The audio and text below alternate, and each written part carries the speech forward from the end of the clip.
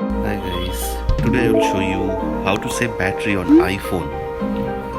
So most of the peoples they might be knowing the power backup is a real issue with iPhone. So today I will show you how to save power when you are running all the applications. So first for that you need to go to my setting, then you need to go to battery, then you select low power mode.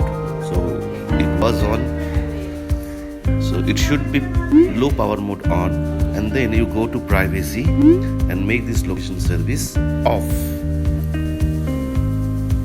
So now so you have done this location service on, what you will do whenever you will move over the different locations, it will try to trace out your current location and it will consume most of the powers of your battery.